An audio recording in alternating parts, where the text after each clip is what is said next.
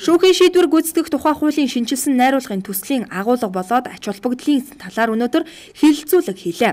Мэргэжлийн салбарын хүмүүс шүүхийн шийдвэр гүйцэтгэх тухай хуулийн шинжилсэн найруулгыг өмнөх хуулиудтай харьцуулбал илүү боловсронгүй нийгэм цаг үетэйгээ нийцэн хэмээн үзэж байгаа юм а.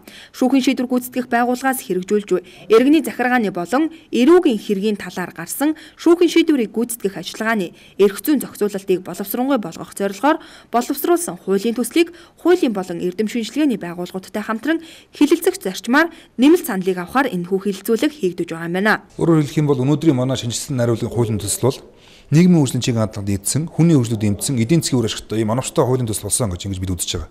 За яагаад гэвэл өнөөдөр хорих хэлэлцүүлэх шүүхийн шийдвэр гүйцэтгэх ажиллагаа маань эргээд тодорхой хэмжээгээр нийгмийн хөгжлөд эмдсэн, хүн одоо төлөвшсөн эргээд гэмтрэгөө нөхцөлс охирол барагдсан ийм үр өгөөжтэй ийм үр ашигтай тогтолцоо бий болгохын тулд энэ хуулийг боловсруулсан. Энэ хуулийн төслийг хилцүүлж байгаа гол асуудал нь эргээд хуучтайсаа санал авах, хуулийн байгууллагаас санал авах, эргээд эрдэмтэн судлаачдын дунд хилцүүлж алдаа оноогоо цэгнэх ийм зорилготой хилцүүлэг явагдаж байгаа. За хилцүүлгийн үеэр шинжилсэн найруулгын төслийг нийт оролцож байгаа алба хаагч нарт танилцуулж, эрүүгийн ял эдлүүлэх ажиллагааны үр нөлөөг дээшлүүлэх, хорих ангийн нээлттэй ба хаалттай дэглэмийн онцлог ач холбогдол ба хуулийн нэр томьёог танилцуулсан байна. За мөн хорих ангийн төрөл дэглэмийг нээлттэй хаалттай тогтолцоонд шилжүүлэх талаар бусад улсын орны туршлага эрх зүйн зохицуулалтын талаар хамтран туршлага солилцлоо. Тэгэхээр 2002 онд хамгийн сүүлд шүүхийн шийдвэр гүйцэтгэх хууль шинжилсэн найруулагдсан.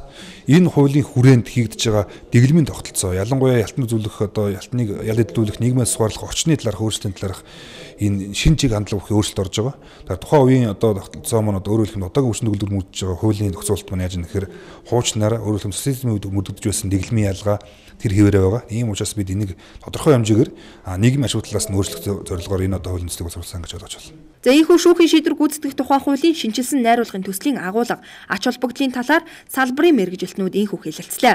Мөн энэхүү хэлэлцүүлгийн үеэр тус салбарын мэргэжилтнүүд нээлттэйгээр ярилцаж, за санал асуулгаа хураалцсан юм а. Гэт